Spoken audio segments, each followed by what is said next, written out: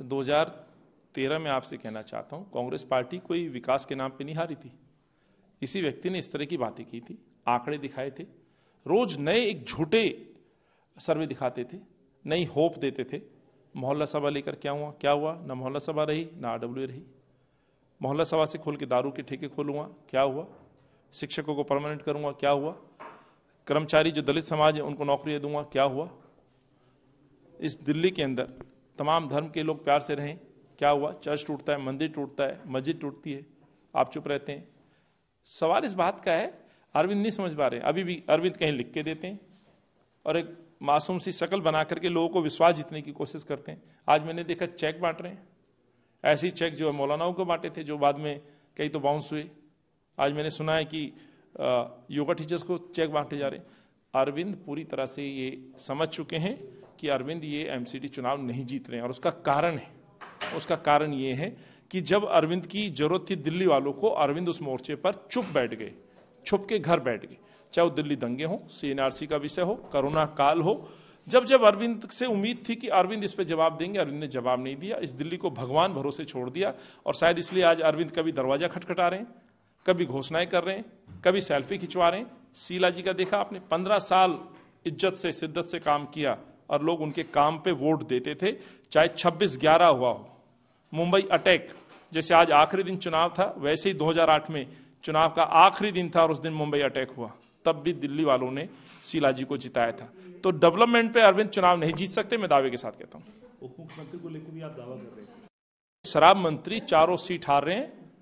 मैं अरविंद की तरह चिट्ठी लिखना, साइन कर लेना, रख लेना, ऐसे तो कई इन्होंने, याद है उस समय NDT पे बड़ा चलता था, एफिडेविट दे दिया, गाड़ी नहीं लूंगा, घर नहीं लूंगा। क्या हुआ उस एफिडेविट का? अभी तो कोरे पेपर में लिख रहे हैं, उस समय तो एफिडेविट दिया था, नोटरी करा के दिया था, बाकायदा छापा था अपने स्वराज में। तो एक झूठे आदमी पे मैं कैसे बिलीव करूं? मेरा ये दावा, मैं आज रोड शो करके आ रहा हूं, अपने एरिया में घूमा हूं, मैंने लोगों को देखा है कैसे पीड़ा है। पेंशन आज किसी की नहीं मिल रही, गंदगी के अंबार है, शराब के ठेके दे दिए जिन बच्चों को रोजगार चाहिए था, जहां ऑफिस खोलते उसमें शराब की दुकान खोल देते हो। अपने चंद लोगों को फायदा पहुंचाने के लिए पूरी आपने मंडावली, पूरे पटना विधानसभा के लोगों को आपने ताक पे रख दिया। आज विकास के नाम पर आप पे कोई उपलब्धि एक बताने के लिए नहीं है। इसलिए दावे के साथ कहता हूं, शराब मंत्री के वो चारों पार्षद चुनाव हार रहे हैं। जीतेगा कौन, कांग्रेस बीजेपी? मैंने कहा अरविंद केजरीवाल के शराब मंत्री के चारों पार्षद हार रहे हैं और कांग्रेस जीत रही है। आखिरी सवाल, क्योंकि आप छात्र राजनीति से 15 साल में तो मोस्ट ऑफ डिपार्टमेंट MCD को बना दिया, तो इसलिए मैंने कहा है कि ये जो छोटे भाई बड़े भाई जो मिलके जो प्यार मोहब्बत की जो पिंगे बढ़ा रहे हैं, वो लोगों ने देखा है। आखिरी सवाल आपसे, क्योंकि आप छात्र राजनीति की बात JNU दिल्ली में है, JNU के अंदर जो है जातिक सूचक शब्दों का इस्तेमाल करते हुए कुछ थ्रेट मैसेजेस लिखे गए दीवारों पर, जो प्रोफेसर्स हैं उनके ऑफिस के बाहर लिख दिया गया। ABVP कह रही है लेफ्ट लीनिंग जो ऑर्गेनाइजेशन है उनके ऊपर आरोप लगा रही है। साथ ही साथ अब JNU का प्रशासन कह रहा है कि ये बिल्कुल इस बात का को बर्दाश्त नहीं किया जा सकता, पूरी जांच की जाएगी। नहीं, बिल्कुल देखिए, ये मुल्क, और जब मैं मुल्क का जिक्र करता हूं तो ये सबका है, ये देश सबका है। अब तक तो धर्म पे बात हो रही थी, अब मुझे लगता है हिंदुओं में भी जाति पे इस तरह की टिप्पणी हो रही है। किस तरफ ले जा रहे हैं इस देश को? पर सवाल ये कि जब ये इलेक्शन प्रोसेस, चाहे गुजरात हो, MCD चुनाव, इस तरह की बातें करना, इस तरह की दीवार पे चीजें निकल के आना, मुझे लगता है देश के लिए बहुत खतरनाक है। इस पे जांच किया, पूरा एक्शन होना चाहिए।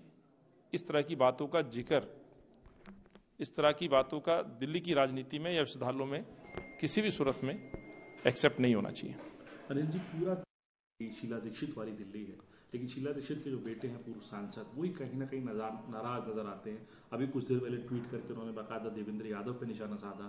जब देवेंद्र यादव, आप लोग जब मैनिफेस्टो रिलीज कर रहे थे, उन तस्वीरों के ये तक कह दिया कि यह वो शख्स है जिसने उनकी माता जी के को लेके कोई कोर कसर नहीं छोड़ी उनके खिलाफ षड्यंत्र रचने की, और आज उस जगह पर वो बैठ रहा है जहां पर शीला दीक्षित की फोटो लगी हुई है। बहुत ज्यादा जो है शर्मनाक है, इस तरीके की बात कह रहे हैं। देखिए, संदीप जी वरिष्ठ नेता हैं, हमने उनको आमंत्रित किया था, वो बिजी थे, और मुझे जो पता चला है शायद 2 तारीख आज वो लौटे होंगे। लेकिन जिस ट्वीट की आप बात कर रहे हैं, मुझे नहीं मालूम किस तरह का उनका ये अनुभव रहा होगा, क्योंकि मैं अभी 3 साल से अध्यक्ष हूँ। हाँ, यदि ट्वीट किया है तो इस पर जरूर पार्टी सीनियर लीडर्स हैं, जरूर उनसे बात करेंगे। क्या इस तरह का उनका जो इस तरह का अनुभव वो महसूस कर रहे हैं, तो स्वाभाविक है पार्टी उसको बात करेगी। लेकिन अपने परिवार की बात है, यदि इस तरह की कोई बात होगी तो उस पर बात की जाएगी।